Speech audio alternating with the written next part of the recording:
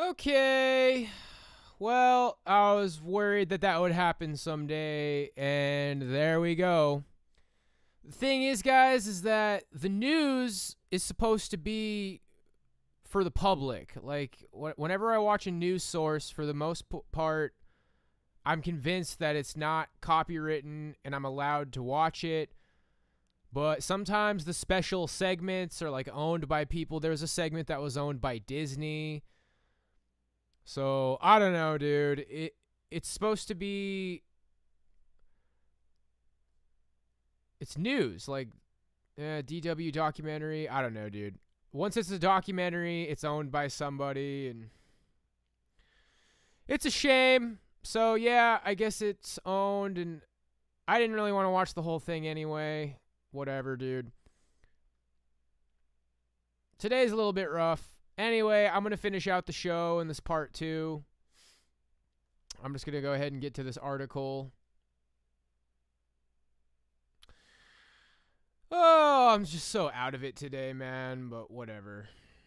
I guess this will be like a practice podcast to fucking get us back to where we need to be tomorrow. So I'm just going to go ahead and read this article now. A growing and unregulated trend of online surveillance raises concerns for civil rights and liberties.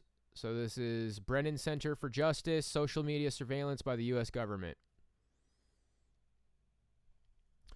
Social media has become a significant source of information for U.S. law enforcement and intelligence agencies. The Department of Homeland Security, the FBI, and the State Department are among the many federal agencies that routinely monitor social platforms for purposes ranging from conducting investigations to identifying threats to screening travelers and immigrants. This is not surprising, as the U.S. Supreme Court has said social media platforms have become, for many, the principal sources for knowing current events, speaking and listening in the modern public square, and otherwise exploring the vast realms of human thought and knowledge. In other words, an essential means for participating in public life and communicating with others. At the same time, this growing and mostly unregulated use of social media raises a host of civil rights and civil liberties concerns. Because social media can reveal a wealth of personal information, including about political and religious views, personal and professional connections, and health and sexuality, its use by the government is rife with risks for freedom of speech, assembly, and faith, particularly for the Black, Latino, and Muslim communities that are historically targeted by law enforcement and intelligence efforts. They always got to throw that in there. These risks are far from theoretical. Many agencies have a track record of using these programs to target minority communities and social movements. For all that, there is little evidence that this type of monitoring advances security objectives. Agencies rarely measure the usefulness of social media monitoring, and DHS's own pilot programs showed that they were not helpful in identifying threats. Nevertheless, the use of social media for a range of purposes continues to grow. In this Q&A, we survey the ways in which federal law enforcement and intelligence agencies use social media monitoring and the risks posed by its thinly regulated and growing use in various contexts. All right, let's get cozy here.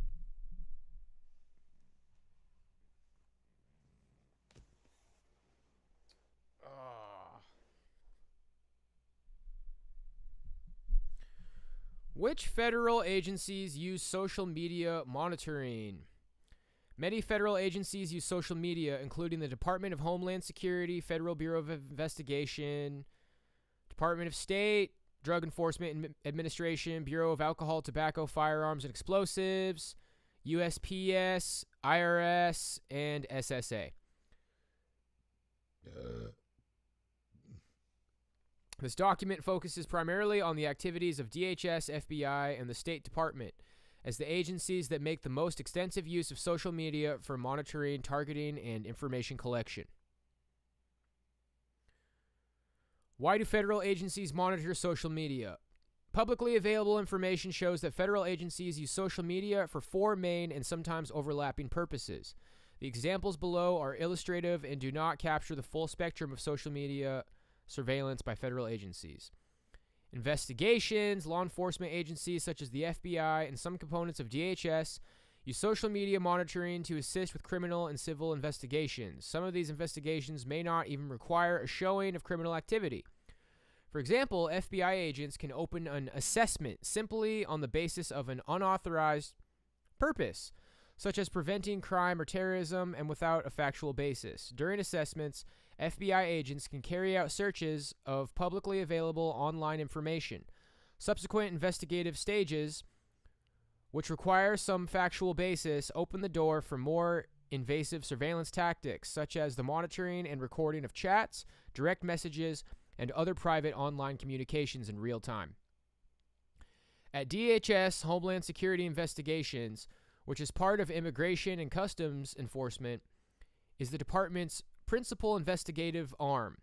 HSI asserts in its training materials that it has the authority to enforce any federal law and relies on social media when conducting investigations on matters ranging from civil immigration violations to terrorism. ICE agents can look at publicly available social media content for purposes ranging from finding fugitives to gathering evidence in support of investigations to probing potential criminal activity, a threat detection function discussed below. Agents can also operate undercover online and monitor private online communications, but the circumstances under which they are permitted to do so are not publicly known. Monitoring to detect threats. Even without opening an assessment or other investigation, FBI agents can monitor public social media postings. DHS components from ICE to its intelligence arm, the Office of Intelligence and Analysis, also monitor social media, including specific individuals, with the goal of identifying potential threats of violence or terrorism. In addition, the FBI and DHS both engage private companies to conduct online monitoring of this type on their behalf. One firm, for example, was awarded a contract with the FBI in December 2020 to scour social media to proactively identify national security and public safety related events, including various unspecified threats, as well as crimes, which have not yet been reported to law enforcement.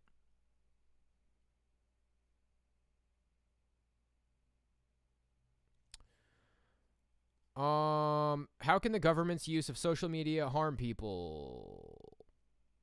Assumed criminality. The government may use information from social media to label an individual group as a threat, including characterizing ordinary activity like wearing a particular sneaker brand or using common hand signs, or social media connections as evidence of criminal or threatening behavior. This kind of assumption can have high-stakes consequences. For example, the NYPD wrongly arrested 19-year-old Jelani Henry for attempted murder, after which he was denied bail and jailed for over a year and a half, in large part because prosecutors thought his likes and photos on social media proved he was a member of a violent gang. In another case of guilt by association, DHS officials barred a Palestinian student arriving to study at Harvard from entering the country based on the content of his friends' social media posts. The student had neither written nor engaged with the posts, which were critical of the U.S. government. Black, Latino, and Muslim people are especially vulnerable to being falsely labeled threats based on social media activity, given that it is used to inform government decisions that are often already tainted by bias such as gang determinations and travel screening decisions. Okay, dude, I picked these like really massive articles today. I don't really know what it is about today, guys, but yeah, you know, I knew that would happen at some point. I got to be careful with documentaries. I got to be careful with news special segments. It's like sometimes it can just be a regular news segment that's 13 minutes, and those are up for grabs, or it can be like a special segment. I'm just going to go to the Apologetics, guys. Let's watch these videos of Apologetics and then just call it a day. So here we go. 5 apologetics questions every Christian should learn how to answer. Hopefully this is good. 1 Peter 3:15 says, "In your hearts honor Christ the Lord as holy, always being prepared to make a defense to anyone who asks you for a reason for the hope that is in you, yet do it with gentleness and respect."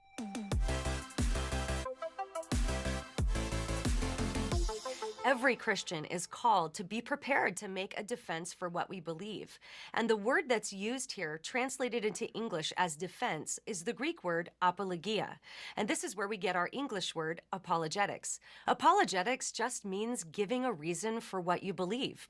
And when it comes to the realm of Christian apologetics, this can span a lot of different disciplines like science, logic, philosophy, and history. Christian apologetics basically has two goals. Number one, to provide reasons why Christianity is true, and number two, to communicate those reasons to the world. Now, this can seem overwhelming if you've never studied apologetics before.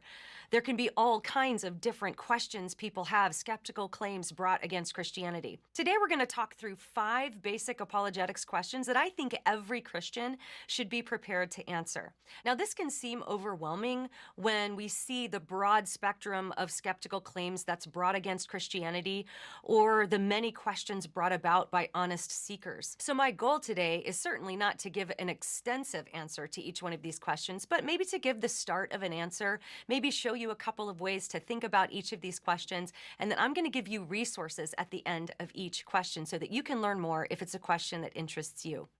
So number 1, have the New Testament documents been corrupted? Well, obviously, when the New Testament was being written, we didn't have a printing press, so each manuscript had to be copied by hand. And when the original documents no longer exist, scholars use a science called textual criticism to reconstruct the wording of ancient texts. When they have a lot of manuscripts and early manuscripts, they can do this with a great deal of accuracy. The New Testament documents have more manuscripts and earlier manuscripts to support their accuracy than any work of ancient classical literature. In fact, most scholars agree that the New Testament has been copied with an unprecedented high level of accuracy. There's really just a very small percentage of variations between the manuscripts that affect the meaning of the text. And among those, there isn't one that calls into question any cardinal Christian doctrine. If you want to learn more about textual criticism and the transmission of the New Testament documents, I highly recommend a book called Myths and Mistakes in New Testament Textual Criticism by Peter and Elijah Hickson. You can also take an online course on textual criticism by one of the top textual critics in the world, Dr. Daniel Wallace, who's professor of New Testament studies at DTS. I'll link to that below. Question number 2, is there any evidence that the resurrection of Jesus actually happened? So, esteemed historian and New Testament scholar Gary Habermas collected over 1,400 of the most critical scholarly works written between 1975 and 2003 about the resurrection of Jesus. These works ranged from the ultra-liberal to the far-right conservative, and he discovered that virtually every scholar agreed on several points surrounding the resurrection of Jesus. Here are 4 of them. Number 1, that Jesus died by Roman crucifixion. Number 2, that Jesus' disciples believed he rose from the dead and appeared to them and were willing to suffer and die for these beliefs.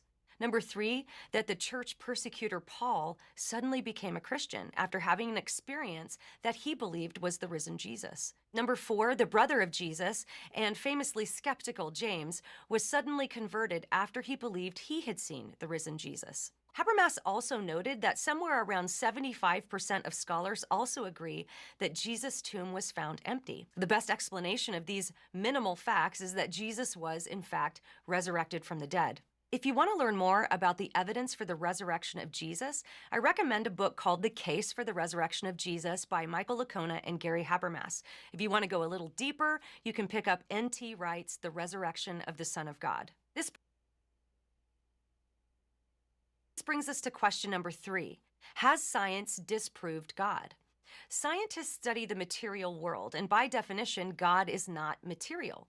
In fact, the statement, God does not exist, is not actually a statement of science. It's a philosophical statement. It can't be proven in a lab.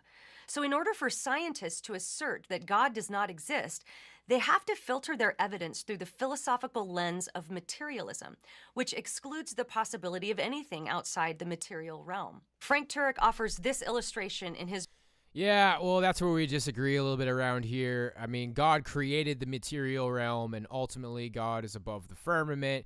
We just can't get to God, so... But I think you know what she's saying. book, Stealing from God.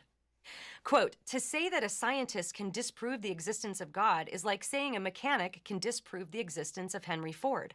It doesn't follow. If you want to learn more about this question, I recommend a book called Be really careful with analogies, guys. I just see all these, like, you can really call a false analogy fallacy on just about the majority of analogies. I feel like I'm pretty good at constructing analogies, but you know how that goes.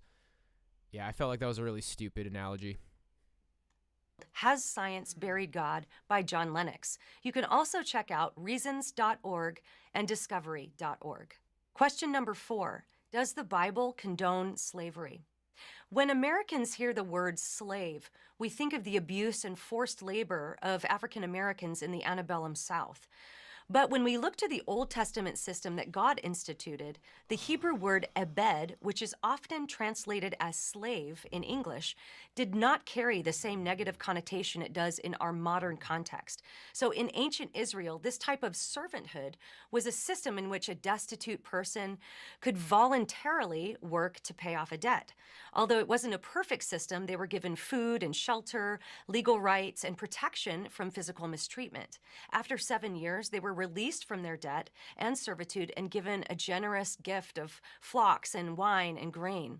In some cases, the Israelites kept servants from surrounding nations as a result of war, but they were commanded to treat them humanely, and those servants were also protected from mistreatment under biblical law. In fact, human trafficking was punishable by death in the Old Testament. Now, the type of slavery that was sanctioned by the Roman Empire in the New Testament context was a bit different than the type of system God instituted for Israel in the Old Testament.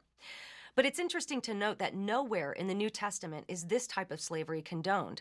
In fact, anywhere from 85 to 90% of the Roman population were slaves, and encouraging slaves to rebel against their masters would have meant execution or branding. Instead, the Apostle Paul taught that slaves were on equal terms with free people in the eyes of God, and encouraged change beginning in hearts. This radically countercultural teaching began to play out in history and would eventually inspire people like John Wesley and William Wilberforce to oppose modern slavery and support abolition.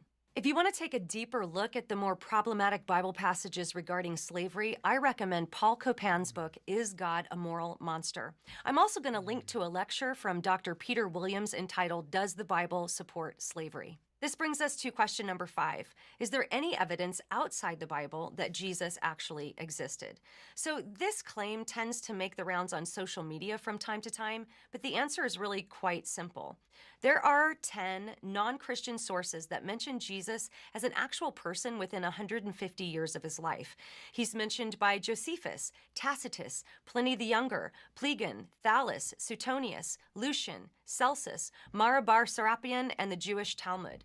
Now, this does not include the abundance of Christian historical witnesses who wrote about him, including the eyewitnesses. If you want to learn more about this question, I'm going to link below an interview with Dr. Gary Habermas called Undeniable Historical Evidence for the Existence of Jesus. I'm also going to link to an interview on Mike Winger's YouTube page where he interviews historian Mike Lacona, and that's called Real Historian Responds to Jesus Was a Myth Claims.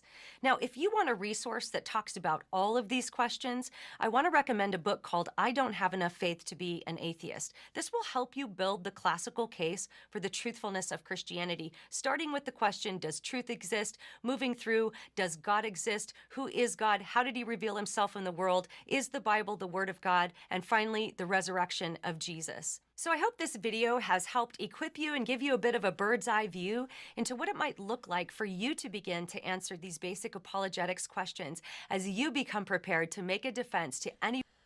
All right, well, that's not terrible information in there. A lot of book recommendations.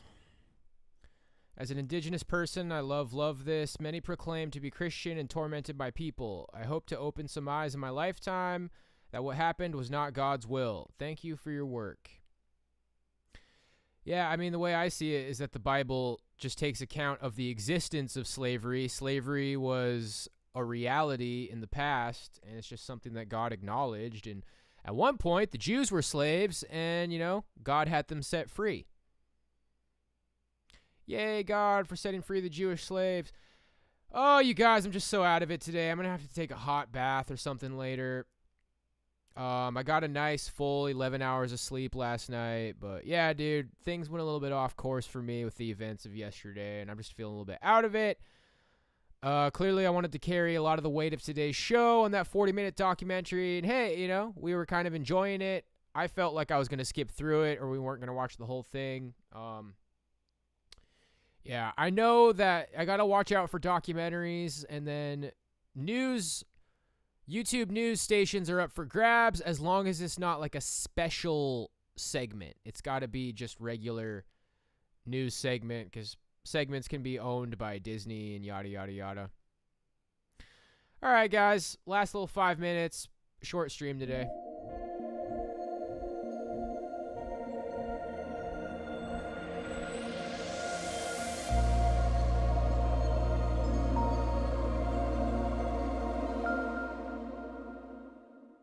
One of the things that you are most famous for is your debates with atheists.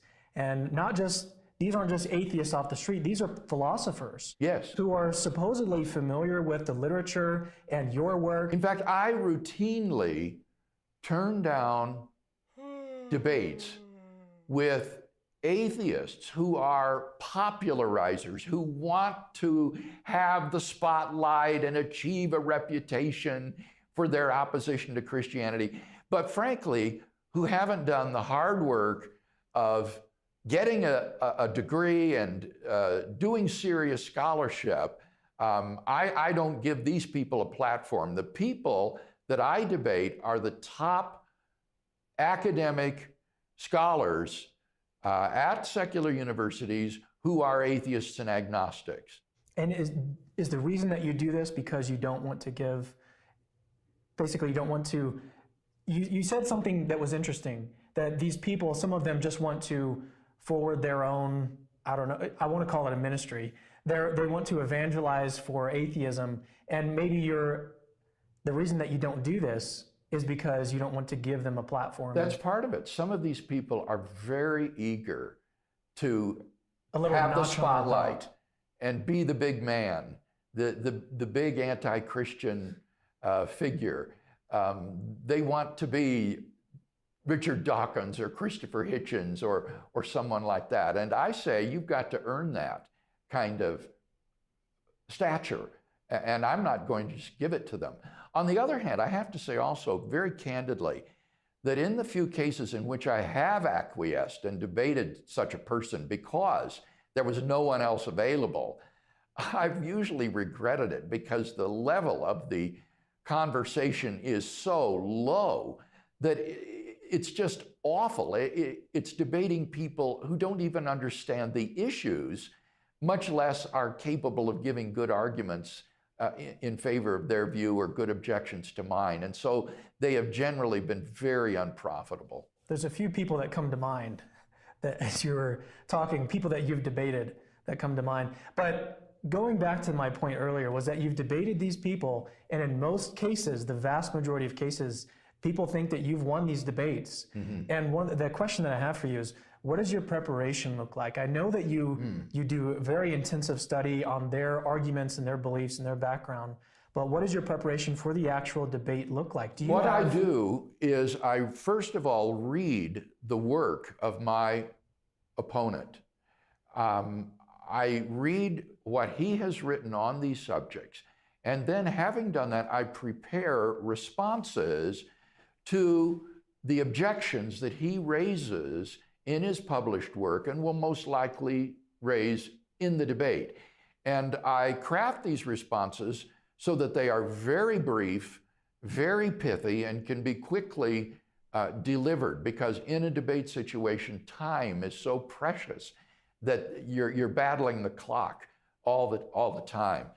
Do you memorize these responses? Do you memorize them, or is it? I typically don't memorize them. I prepare what are called briefs, like a legal brief, and then I file these briefs. And when the opponent gets up and he raises, say, the problem of evil, I just reach into my notebook and pull out that brief, and then I'm ready to speak from it. And so the briefs serve as notes for speaking. And so in my rebuttal speech, I will simply go through a series of these briefs responding to his objections. or his arguments for his point of view. I'll prepare both briefs, which are responses to his arguments for his view, and then briefs in answer to his anticipated objections to my view. Is this what you would recommend to apologists who are getting into debating atheists? Is this the same kind of method you would suggest they use? Yes, absolutely. For anyone who wants to have this kind of ministry, preparation is going to be critical. And then what they need to do as well is they need to get some experience. They need to take a course on debating techniques, and then they need to do mock debates before they ever go into a public debate. Otherwise, they risk losing and dishonoring the gospel. So it's very important to have mock debates and practice these debating skills before you ever go onto a public platform. Ay, ay, ay, ay, ay, you guys. All right, well, today was a bit of a dud. Today was a little bit of a dud. Just fucking fast and furious shit coming up in my life. I tried to throw something together today. I don't think the topics were terrible, but didn't get much in terms of the sources. Let's see here. We got part 1, so it looks like the VOD is still up from part 1. This VOD's going to be up. I'll probably just have to clip out the documentary segment, or maybe not. But you know what? We made it for an hour and a half. It was what it was. We did the show. We're going to do another one tomorrow. Back to the regular schedule. And hopefully we'll be more prepared. It's not a big deal, man. Just today was kind of rough, dude. Fucking drank coffee, then smoked cigarettes, and then drank a Red Bull, and I'm out of bread. The bread is like the easiest thing for me to eat. I just put down some toast and spread some butter and peanut butter and honey on it. And I need to eat a meal. I need to eat oatmeal or ground beef. Anyway, I appreciate you guys. We're getting back to the regular schedule podcast tomorrow. So anyway, guys, God bless you. You're a real one too, Honest Man. Thank you, Rick, Perry, Honest Man, Esoteric. We're going to keep on rolling. Little Bitch Boy, Chop It Up, Duke 2.0, Plask and Film. Real ones. Real ones, bro. All right, guys. Have a good day, and I'll see you tomorrow.